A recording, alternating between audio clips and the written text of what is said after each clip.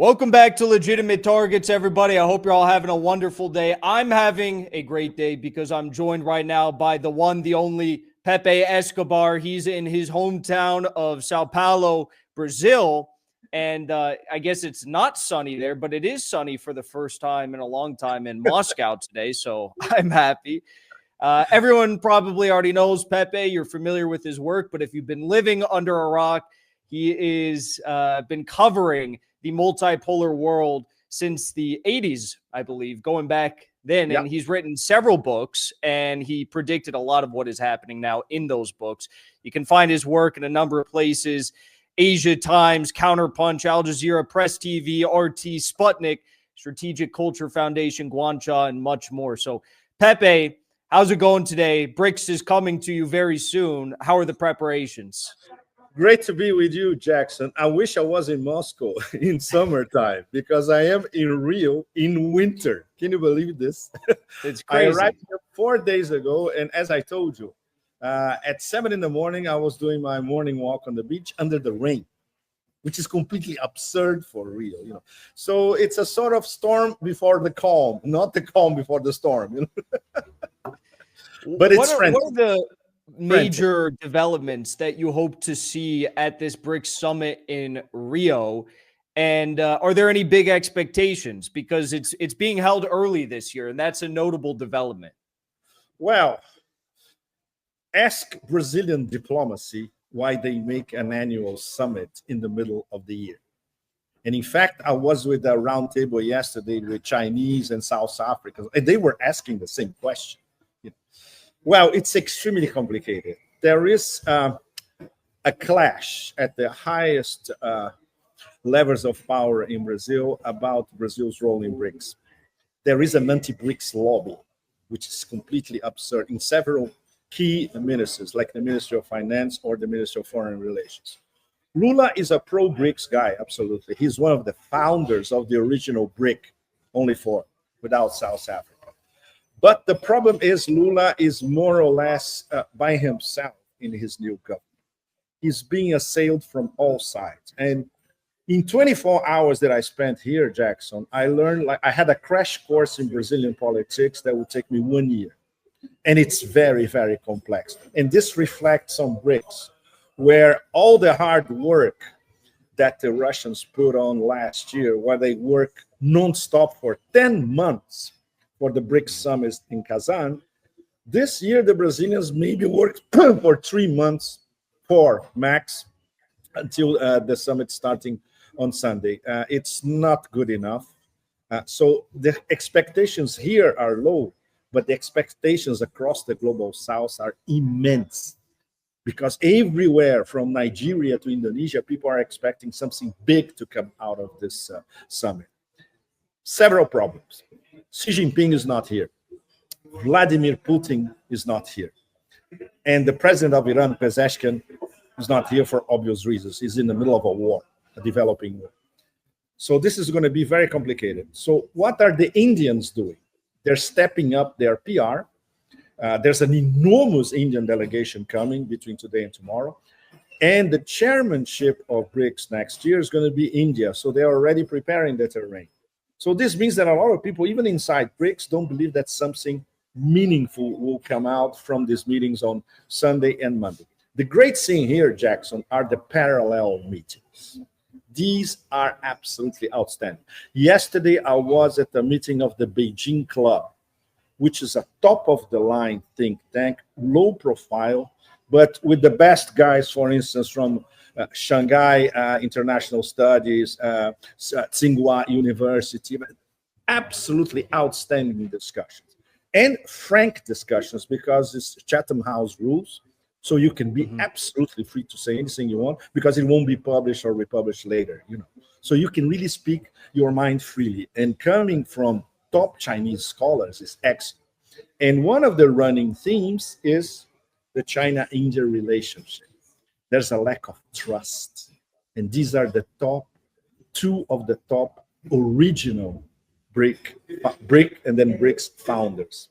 So obviously all this will be reflected on the table. But a lot of people are expecting at least a common position on not de-dollarization, but the road towards de-dollarization, which means all the experiments doing bilaterally and multilaterally inside Brics, trading their own currencies, new payment settlement systems, the Chinese CIPS system and the Russian SPFS system merging. For instance, in Iran, you can use Mir cards in Iran. That kind of, it starts like this, and it's already ongoing. And even outside of the bureaucratic setup of Brics, which is huge, you have these discussions. You know, after I'm talking to you, I'm going to an NDB meeting, the BRICS banks in Shanghai. Dilma Rousseff, the president, she's here. And Sulianov, the Russian finance minister, is here. So this is really, really big. And they will be discussing, of course, this different roads towards de-dollarization. So what's happening on the sidelines of BRICS is perhaps even more important than what's going to happen this weekend. And what do you make of the new guarantee fund, they're calling it, that's going to be backed by the new development bank? Do you think this is a big development that it was kind of earmarked for this event to be announced this week? Potentially, yes, Jackson. Today is the last day of this NDB meeting, started yesterday. And next week, there's going to be a sort of round table, relatively closed, with President Dilma Rousseff. We hope to be there as well. This will be after BRICS. BRICS ends on Monday, and this is going to be on Tuesday. So perhaps on Tuesday, they're going to announce something along these lines. But the NDB, for example, yesterday, I was discussing the NDB. We were discussing in another panel, this one on Sputnik. It's going to be, I think it's going to be online everywhere. It's already online here in Brazil. With Paulo Nogueira Batista, my very good friend. He's one of the founders, one of the co-founders of the NDB. Paulo is an absolutely brilliant world-class economist, but he's also very critical of something that he helped to create. He says, there's got to be a total revamp. The statutes of the bank. The bank, for instance, they only have 10 members. You cannot have an international bank with only 10 members. So they have to grow, they have to expand, and of course, they have to de-dollarize little by little. So they cannot be a second World Bank. They have to be the alternative, the post-World Bank alternative, right? So we're still very far away from that, but slowly but surely, you know. Yes. What do you think about the state of affairs with Brazil's chairmanship after the veto against Venezuela to join the BRICS grouping? And as I understand, Brazil was kind of the only country that was vetoing most of the prospective new BRICS members. And that's why they created the BRICS partner program to get these countries closer into BRICS. What does that say for the level of seriousness of Brazil as a BRICS power right now? And moving forward, also, your thoughts on Brazil's leadership, because Lula, he's very old. He's not healthy. God forbid anything happens, and there's no successor. Bolsonaro also can't run. I mean, we don't know what's going to happen in Brazil. This is an extremely complex problem because it points to the beginning of our conversation, the internal split in Brazil at ministerial level and even reaching Lula's palace in Brasilia. Their priority this year, Jackson, is not this summit. It's the COP summit in the Amazon in November. So try to explain to our Chinese or Russian friends, BRICS summit in the middle of the year with not too much serious work behind it. You have to try to explain to them this fragmented Brazilian political scene, which is yesterday I spent half of the day just decoding what the tsunami of information that I was receiving, and it's a holy mess. And it's going to get much worse because the elections are next year. Lula is going to run, and he's going to run against a Bolsonarista that is probably more popular than him next year. So this, and obviously the campaign has already started, right? Yeah. But the problem is that how Lula now, this weekend, can convince the other BRICS members of exactly the point that you touched, the seriousness of the Brazilian presidency this year. They vetoed Venezuela over and over again, but they agreed with the Southeast Asians, with the Central Asians, which were basically Russia and China. They brought 3 Southeast Asians as partners, very important, Vietnam, Malaysia, and Thailand. So Southeast Asia now is very, very important. And Putin, in every forum in Russia, as you know, is always saying the 2 top development areas in the world from now on are going to be Southeast Asia and Africa. So they brought Africans as well. They brought Nigeria, Uganda. But Brazil, in terms of South America, they could only agree with Bolivia and Cuba. Lula has very good historical relations with Bolivia, whoever is in power, Evo or somebody else, and with Cuba as well. Venezuela, the Ministry of Foreign Relations steps in, and they veto, essentially. It was a Ministry of Foreign Relations of Brazil veto, essentially, because most of them are Atlanticists. Try to explain all that in only 2 days to the other partners, Jackson. It's impossible. Well, what do you think about the future of the Indian chairmanship? A lot of people would argue that India is one of, if not the weakest links in BRICS right now, out of the major partners or major powers. Yes. I don't know. I think there's a debate for Brazil to hold that title, but what do you say to people who are worried about India's chairmanship moving forward? You know what some of these Chinese think tank heavyweights were saying these past 2 days? We had a dinner and then we had a formal meeting yesterday. They were saying maybe we should start considering the I in BRICS as a double I, Iran and Indonesia. India out. You see?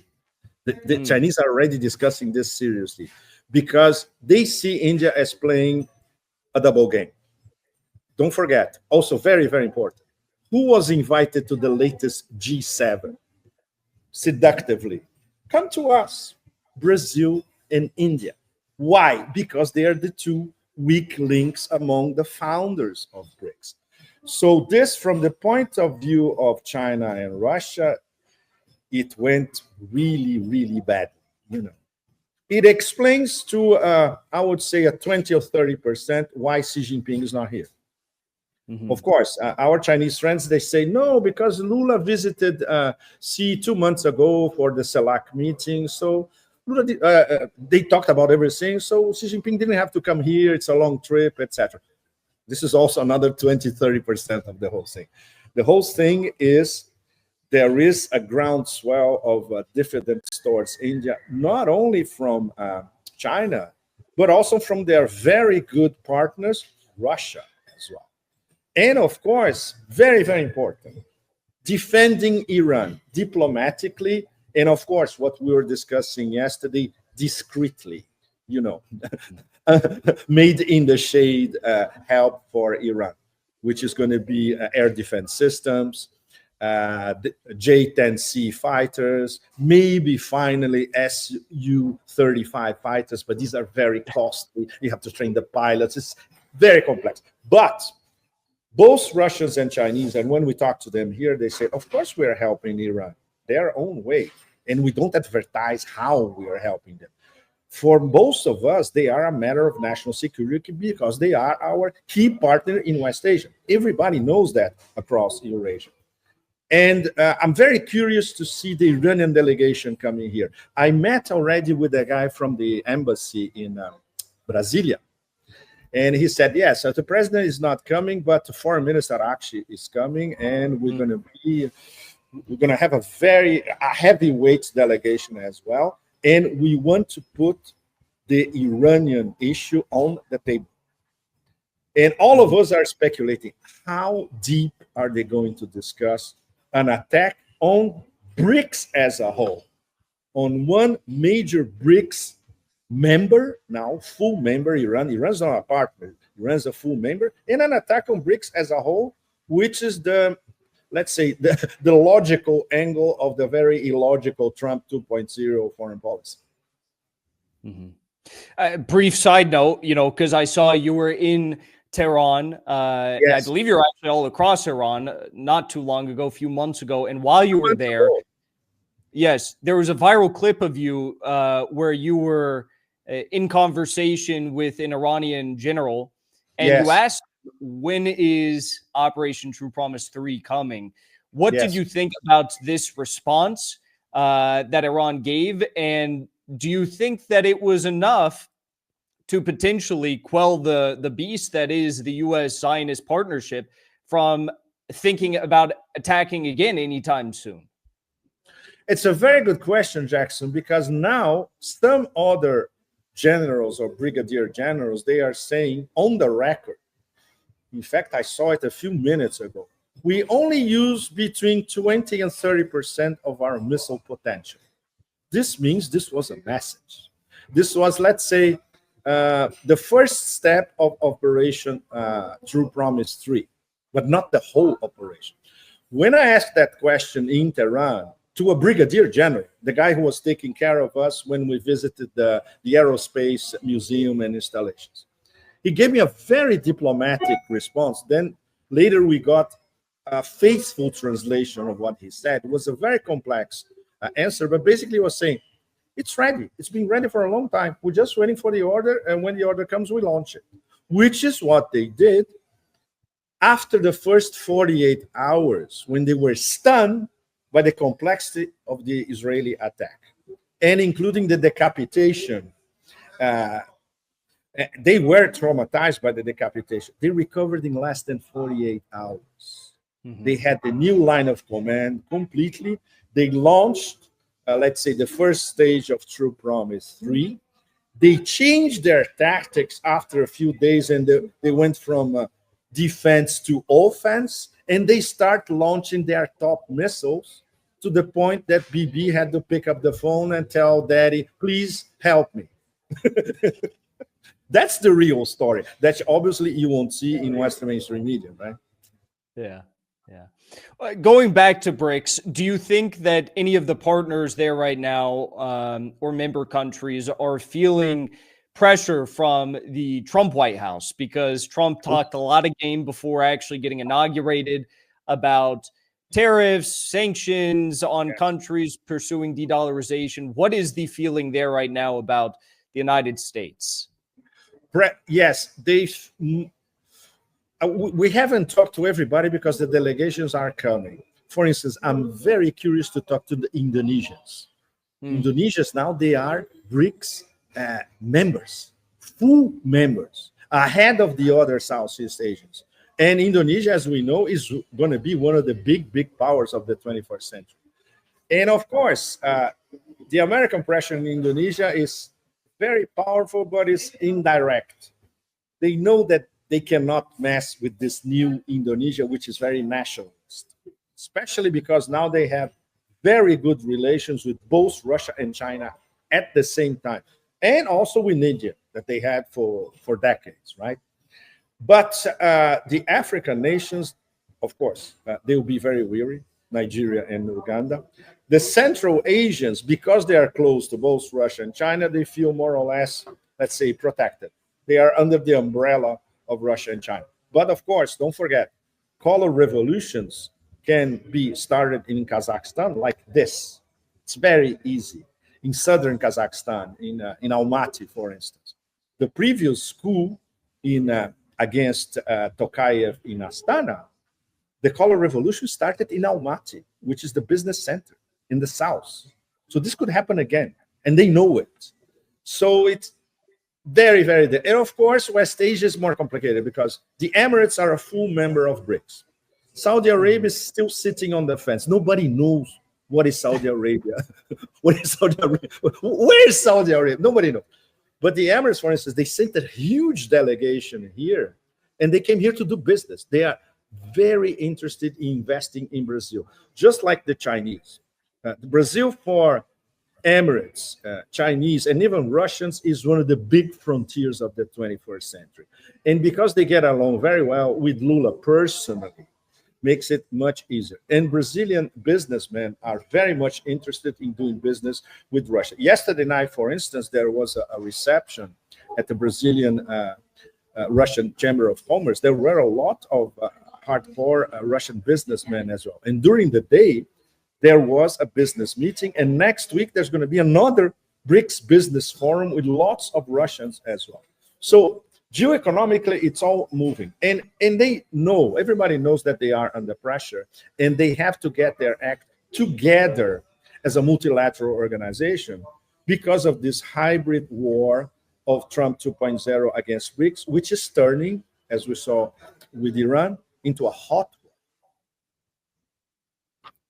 war. Mm-hmm. What is the sentiment, though, in Brazil regarding the Belt and Road Initiative? Because that was a big question. Why is Brazil still not part of this? Why did they, refuse the offer essentially?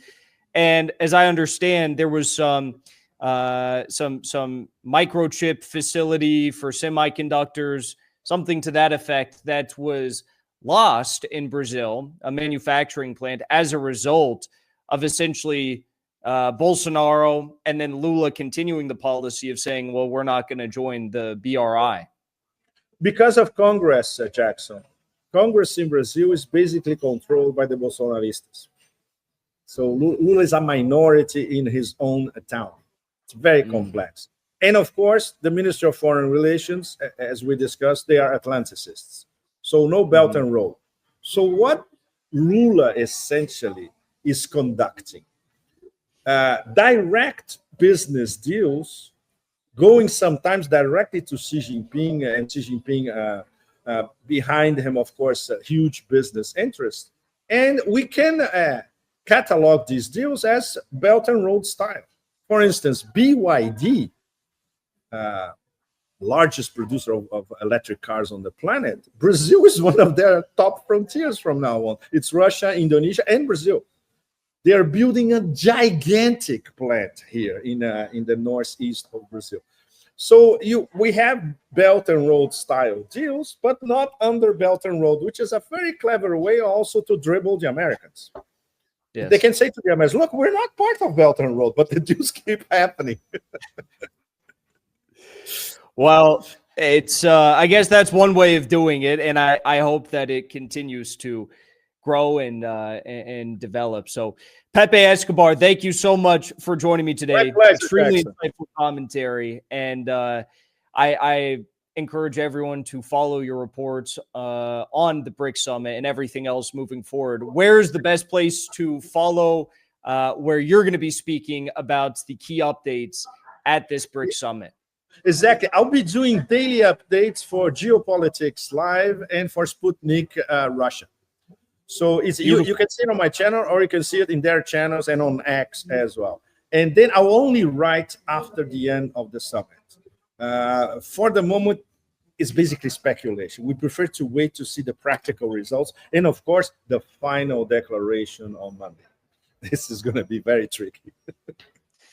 Well, thank you so much for joining us. Everyone, we'll have those links below in the description. And I hope that it gets a little bit more sunny for you, Pepe. I hope you enjoyed this. It's starting. You know, I wanted to tape our conversation in the terrace. I went there, everything was wet. All